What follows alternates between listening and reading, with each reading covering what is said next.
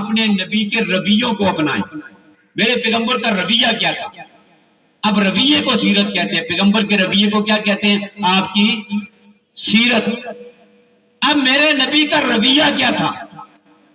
हमने अपने पड़ोसियों के साथ कैसा सलूक करना है, हमने अपने वालिदैन के साथ क्या करना है, उसने सलूक कैसा होगा, हमने बड़ों का अदब कैसे करना है, ये सारी चीजें हमें कौन सिखाएगा? अल्लाह के नबी सल्लल्लाहु अलैहि वसल्लम ने सिखाई है। कितने सिखाई हैं? ये आपके रवैये हैं। बड़ों के लिए अल्लाह के नबी ने क्या किया, यतीमों पे सहारा लोगों के साथ क्या किया। जब भी कोई जनाजा, इब्तिदाए इस्लाम है, जब भी कोई जनाजा लाया जाता था, कोई आदमी फोत हो गया, शहीद हो गया, कोई भी है दुनिया से चला गया, जनाजा लाया गया, सफे बन रही हैं, अल्लाह के नबी तशरीफ लाते जनाजा पढ़ाने के लिए और खड़े होकर सबसे पहले ये पूछते थे, लोगों इसने किसी का कर्ज तो नहीं देना। अब देखिए दूसरे इंसानों के हकूक का कितना ख्याल, फौरन पूछ लिया कि इसने किसी का कर्ज तो नहीं देना। एक जनाजा लाया गया, अल्लाह के नबी ने पूछा किसी ने कहा इसके कर्ज तो नहीं देना। एक आदमी खड़ा हो, या रसूलल्लाह 2 दिरहम मेरा कर्ज है। अल्लाह के नबी ने साहबा से फरमाया जनाजा खुद ही पढ़ दो, मैं इसका जनाजा नहीं पढ़ता जब तक ये कर्ज अदा नहीं होगा। हजरत अबू कतादा रज़ियल्लाहु अन्हु साहबी खड़े हुए, या रसूलल्लाह ये मैं दे देता हूँ इसकी तरफ से, कर्जा अदा हुआ। अल्लाह के नबी ने जनाजा पढ़ाया। ये इब्तिदाई दौर था, ये इब्तिदाई दौर था। बाद में फतूहात के दरवाजे खोल के माल गनीमत आ गया, तो फिर अल्लाह के नबी ने क्या ऐलान किया?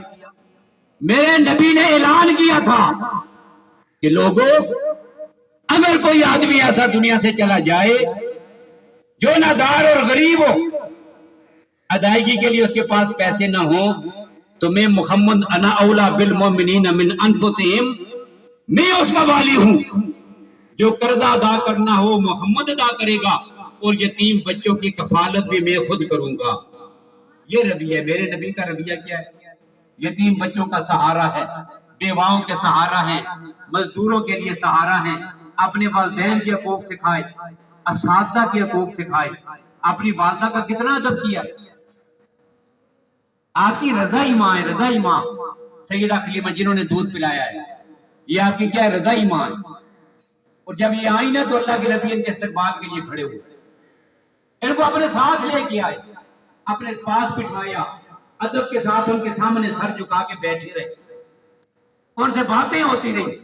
जब वो जाने लगे उसे तोहफे दिए, बड़ा रुखसत करने के लिए तशरीफ ले गए। साहबा ने पूछा या रसूलल्लाह ये अजीम औरत कौन है? तो अल्लाह के नबी ने फरमाया ये मेरी वो माँ है जिसने मुझे दूध पिलाया है। तो बताओ जिस माँ ने दूध पिलाया उसका इतना हक है, तो जो हकीकी माँ है फिर उसका हक कितना होगा? ये हक हमें किसने सिखाई? अल्लाह के नबी सल्लल्लाहु अलैहि वसल्लम ने। और यही वो नबी है सल्लल्लाहु अलैहि वसल्लम ने हमें ये बातें सिखाई हैं अपने रवैयों से। अल्लाह के नबी फरमाते हैं आना ज़हीमुन, कि मैं जमानत उठाता हूं कि जन्नत के एक किनारे पर उस आदमी को घर मिलेगा।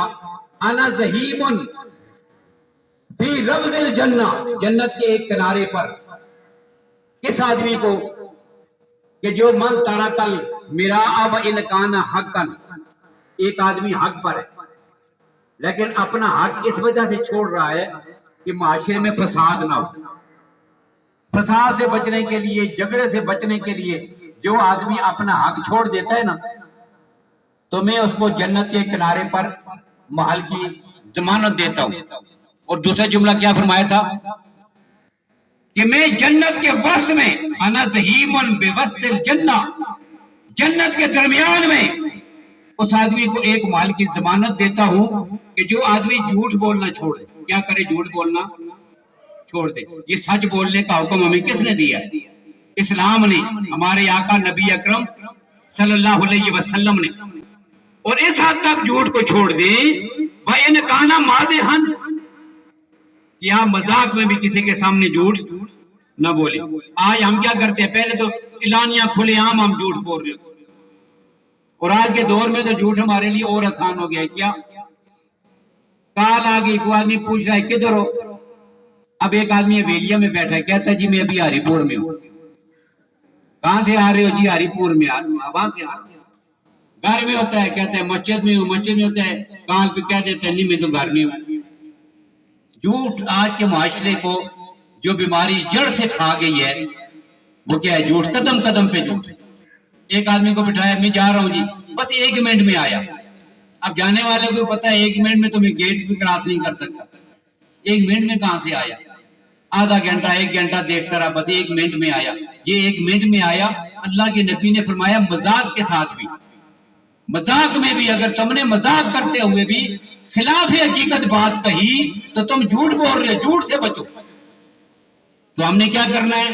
पैगंबर की विलादत कैसे मनानी है? ये चीजें अपनानी है, ये अखलाक क्या करनी है? अपनाने हैं। वालिदैन का अदब करना है, असातिज़ा का अदब करना है, अमन सुकून के लिए सब कुछ कुर्बान करना है और झूठ से परहेज करनी है, दूर रहना है। एक साहबी अब्दुल्ला बिन आमर, छोटा बच्चा ना अब्दुल्ला बिन आमर, कहता है हुजूर मेरे घर में, हमारे घर में तशरीफ फरमा थे, मेरी माँ ने मुझे बुलाया, इधर आओ बेटा कुछ देती हूँ। यूं मुट्ठी बांधती, बुलाया बेटा इधर आओ कुछ देती हूँ।